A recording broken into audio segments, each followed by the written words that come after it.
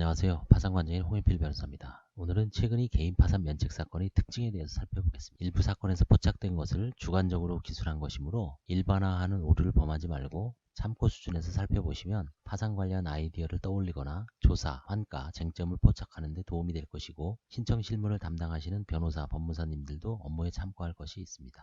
주택임대차 보증금은 쪼개기에서 뭉치기로, 과거에는 주택임대차 보증금을 예를 들어서 면제재산이 3,700이니까 6,000을 3,700 플러스 2,300으로 나눠서 나머지 돈은 은닉을 하거나 소비를 하거나 그다음에 특정 채권자에게 변제하는 그런 형식으로 주택임대차 보증금을 쪼개했는데 최근에는 아무래도 이제 전세자금 대출도 활발해지고 그다음에 이제 주거 비용이 올라가다 보니까 가족들이 뭉쳐서 사는 어떤 가구가 증가하고 있습니다. 따라서 월세가 100만원, 120만원, 150만원 하더라도 과거에는 좀 과다하다고 봤는데 최근에는 일반적인 현상이므로 월세가 많다는 이유만으로 주거의 어떤 과소비 문제가 있다라고 보기에는 좀 어려운 것 같습니다. 그다음에 이제 보험 계약은 과거에는 이제 해약을 하거나 인출을 파산 신청 전에 해약을 하거나 인출하는 경우가 많았는데 최근에는 거의 계약 관계를 변경을 하거나 아니면 일부 좀 대출을 받아서 들어온다든지 이거는 결국은 보험 자체는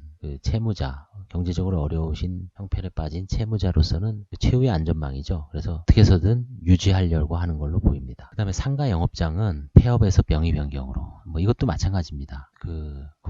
주로 이제 깔끔하게 폐업을 하면 별 문제는 없는데 이거를 이제 다른 사람 명의로 변경을 하고 그 사람 명의로 영업을 계속 하는 거죠. 실질적으로 채무자가 관여하는 거죠. 최근에도 제가 보는 거는 치킨집을 처형하고 10년간 동업을 했다 그랬는데 채무자 명의로 사업자도 내고 공동사업자였습니다. 근데 이제 신청서에는 직원으로 2009년부터 2019년까지 어디 치킨의 직원으로 있었다라고 기재했지만 면담 과정에서 영업을 본인 명의로 공동이지만 실질적으로는 아마 본인이 한 것 같습니다. 근데 이제 최근에 본인 명의로 폐업을 하고 동업자인 처형 명의로 이제 계속 하고 있는 게 일종의 이것도 비슷한 거죠. 그래서 결국은 이제 환가 대상이라고 보고 환가를 실행을 했습니다만 좀 추세가 그런 것 같습니다. 그 다음에 이제 세 번째, 미등기 상속 재산은 화해보다는 버티기로.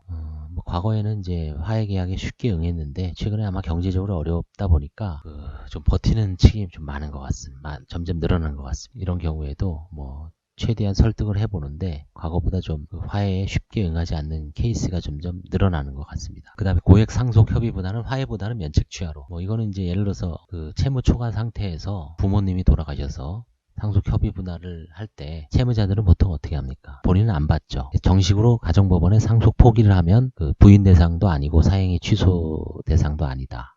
그리고 면책 불허가 사유도 아니라는 대법원 판례가 있기 때문에 상속 포기 신청을 정식으로 하면 그건 어떻게 건드릴 수가 없죠. 근데 이제 대부분 상속 협의 분할을 하죠. 제가 이전 유튜브에서도 상속 협의 분할을 하고 상속 포기를 주저하는 경우 그 다음에 그런 차이점에 대해서도 해놓은 게 있기 때문에 참조해 보시면 이해가 될 겁니다. 그래서 이제 협의 분할로 채무자의 지분을 포기한 게 고액이다. 예를 들어서 개인 파산에서는 보통 5천 이상이면 아주 고액이죠. 환가 금액이. 그런 경우에는 화해에 거의 응하지 않습니다.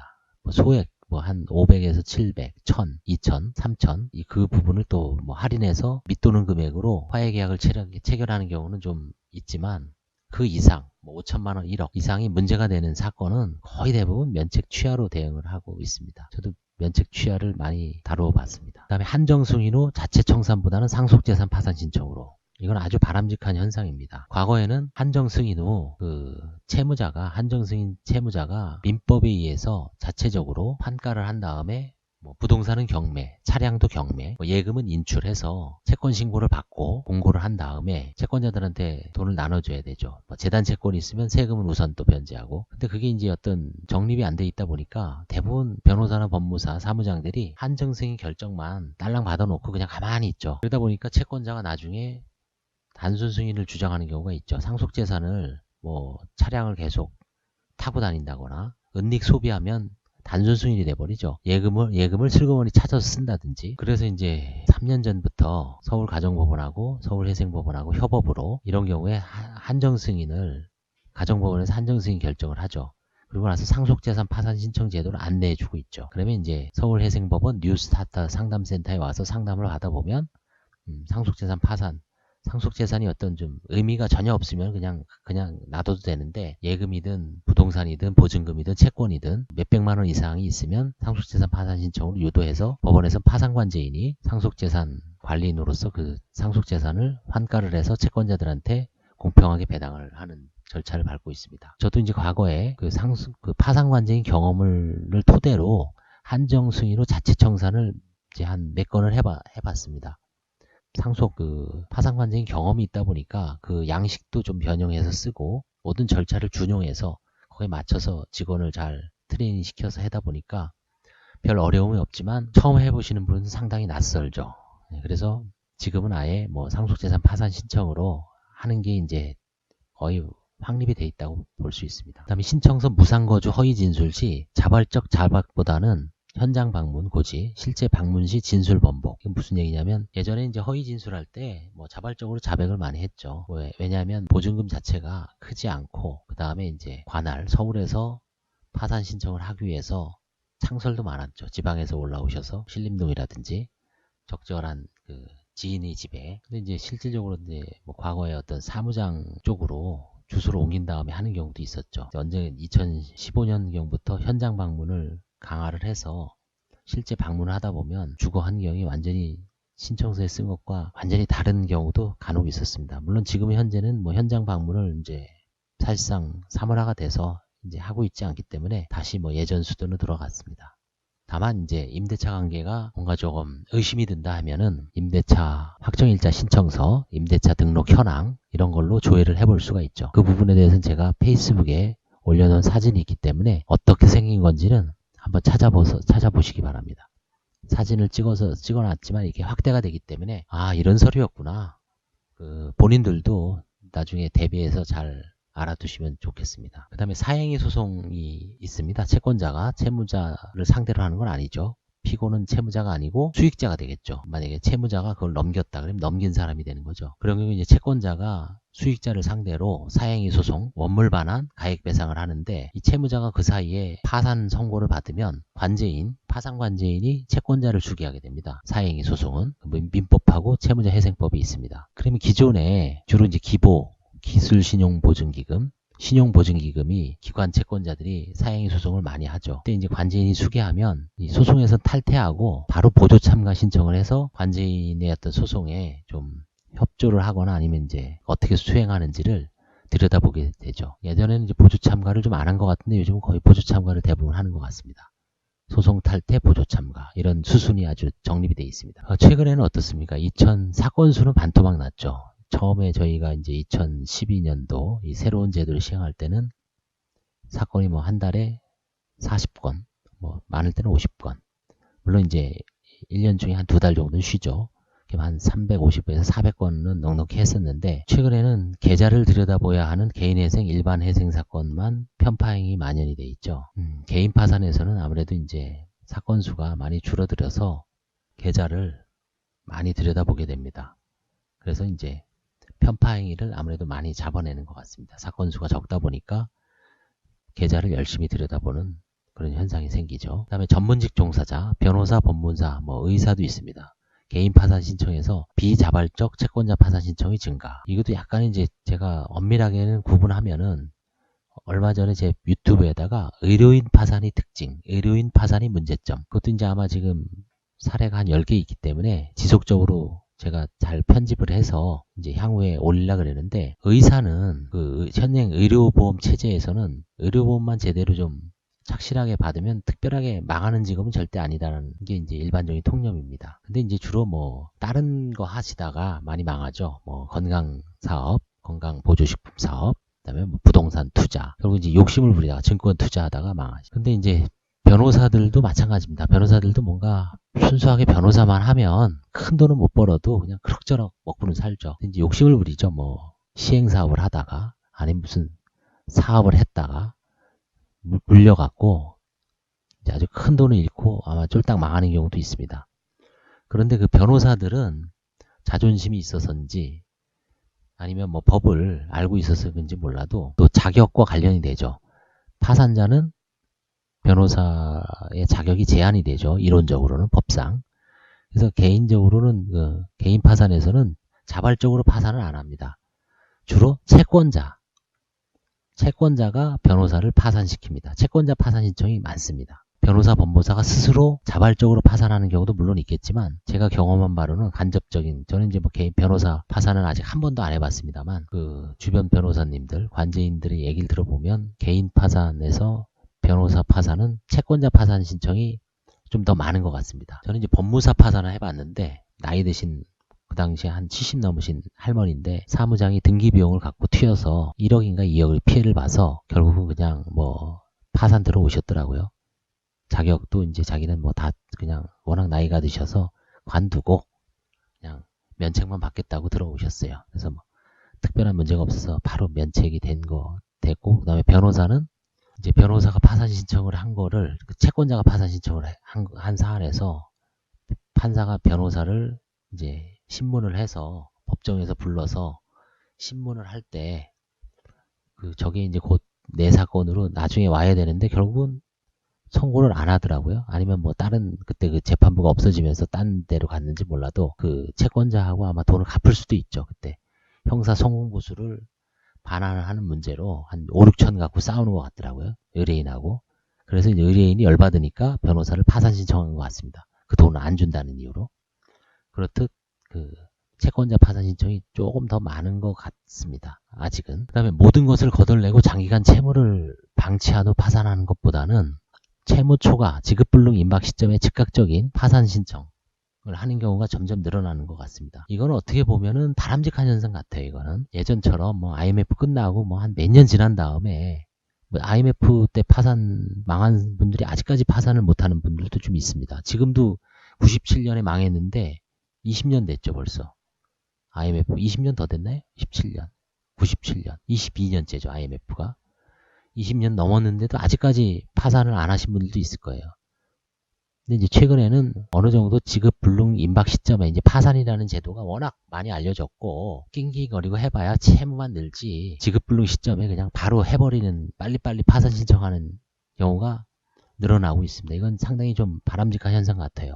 빨리 갱생에 이르고 물론 이제 거기에서는 채무 초과 시점이라는 걸 예상을 하고 대출을 확 받은 사람, 그런 거는 이제 불량 채무자들은 걸려내게 되겠지만 그런 경우가 아니라 계속 돌려막기 하면서 채무가 쌓이고 그 다음에 뭐 실직도 하고 그러니까 이제 계속 또 빚을 카드라든가 대출을 받아서 생활비에 충당을 하고 조금 갚다가 이자 갚다가 또 빚이 쌓이고 이러다 보면 뭐 이제 더 이상 뭐 돈이 빌릴 데가 없죠.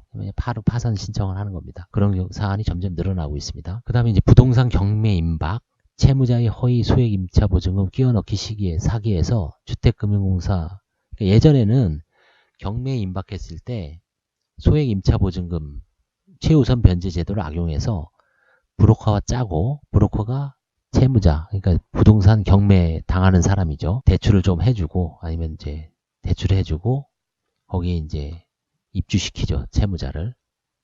어떻게 하면 이제 최소한 허위 채권자인, 허위 임차인일 수도 있고 최소한 그 가장 임차인은 아니더라도 진정한 임차인이라도 근저당권자라든가 다른 일반 채권자를 해야 하는 행위죠. 우선 변제권 제도를 악용하기 때문에. 근데 그런 사기는 이제는 거의 없어지는 것 같습니다.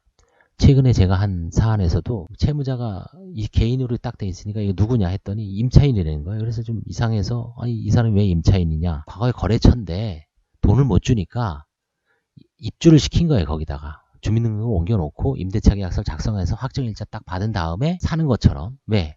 경매에서 2,500만 원인가 뭐 3,000만 원 정도는 최우선 변제로 뽑아갈 수 있으니까 그런 식으로 해서 그 사람한테 이제 신세를 갚는 거죠. 전형적인 사행이죠. 그래서 이건 안 된다. 본인이 어떻게 우연하게 얘기를 해요. 그걸 아마 덥석덥석 얘기를 하죠. 일반인들. 거짓말 잘 못합니다. 사실은. 그래서 이제 퇴거시키고 이제 경매를 진행하는 걸 보자. 만약에 그게 이제 적절하게 낙찰이 되면 그 근저당권 빼고 나머지 돈은 파산관제인한테 오기 때문에 약간 어떤 잉여가 남을 가능성이 있기 때문에 그렇게 조치를 했습니다.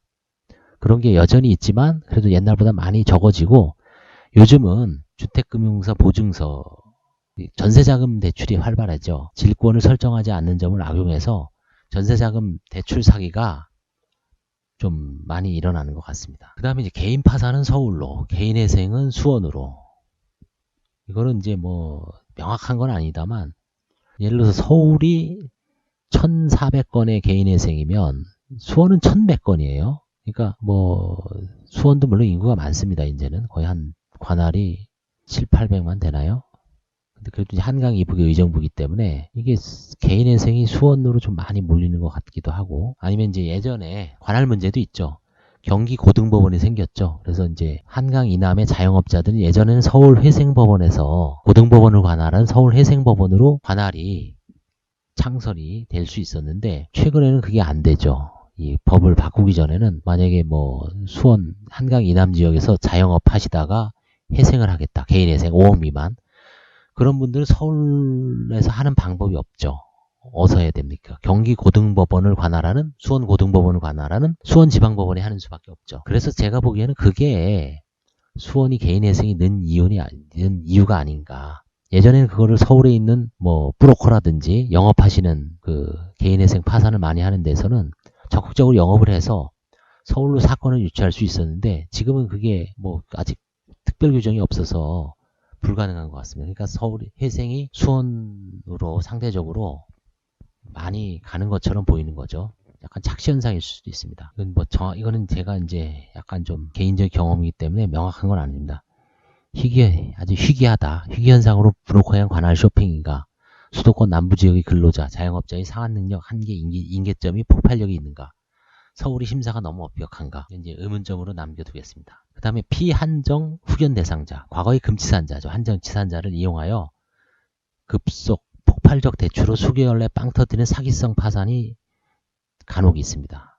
이런 게 많이 증가하고 있습니다. 그래서 향후에는 이게 이제 한정 후견, 피후견인 후견 계약, 이런 것도 지금 이제 논의가 되고 있는데, 그것과 관련해서 가정법원에서 이런 부분을 좀 더 명확하게 하지 않으면 이용당하는 사람이 있을 수도 있다는 것을 실제 파산 사건을 경험해보면 알 수 있습니다. 사기성 파산 면책 신청으로 관제인 조사 후 재량 면책하였으나 별개의 형사 절차에서 사기 파산죄로 의율된 후 수사기관, 검사 및 경찰이죠. 법원 형사재판부에서 관제인 및 파산재판부에 수사 자료 요청하는 경우가 증가하고 있습니다. 최근에도 이제 몇몇 변호사님들이 사실조회를 받았는데, 이런 경우는 이제 예전에는 뭐 사기 파산죄, 사기죄는 몰라도 사기 파산죄로 고소하거나 기소하는 경우는 드물었지만, 최근에는 채권자들도 파산에 대한, 파산 범죄에 대한 관심이 증가하고 있기 때문에 그 뒤쪽에 있는 조문을 유심히 보죠. 회생 사기죄. 제가 최근에 어떤 그 고향 선배님으로부터 회생 사기죄에 대해서, 아니면 회생 수뢰죄까지 질문이 들어와서 법전을 보고 그 자문을 해준 적도 있지만, 뭐 그런 것처럼 파산 범죄, 회생 범죄에 대해서 점점 관심이 증가하고 있습니다. 이것도 향후에는 아마 이제 어떤 흐름이 될 수 있을 정도로 법률을 공부하시는 분들은 좀 잘 대비할 필요가 있습니다. 결론, 노련한 사무장 대리인들은 관제인이 충분히 조사 후 문제된 사건에서 적정한 하에 제의에 쉽게 응했는데, 최근에는 뻔한 사건도 고집을 부리는 초짜 파산쟁이가 늘어나고 있습니다. 이건 뭐 이제 하도 수사를 많이 해서 기존 노련한 브로커 조직이 괴멸되었는지 그 원인인지 모르겠습니다만, 하여튼 너무 뻔한 사건도 고집을 부려서 제대로 좀 화해가 안 되거나 사건이 하여튼 질척거리고 진흙창에 빠지는 경우가 늘어나고 있습니다. 초짜 파산쟁이들의 문제점은 사전 필터링 기능을 잘 하지 못하고, 예를 들어서 개인 회생으로 가야 할 것을 개인 파산으로, 개인 파산으로 가야 할 것을 개인 회생으로, 이게 뭔가 주소를 잘못 잡으면 헤매게 돼 있죠.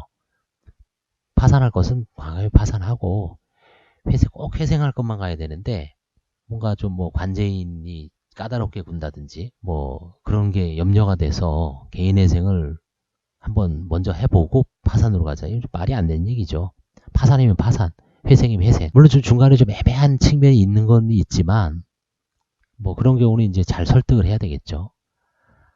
결국 이거는 사건을 맡는데 급급해서 문제된 상황에서 관제인이 조사에 대비한 방어 논리라든가 반박, 변론 자료 구축에 좀 무능력하고, 그 다음에 이제 신청만 딸랑 해주고 개인 채권자 송달 혹은 누락 채권자 보완에 더딘 대응을 하거나 일부는 거의 방치하다시피 하는 경우가 좀 있습니다. 그래서 잘 도와줘야 됩니다.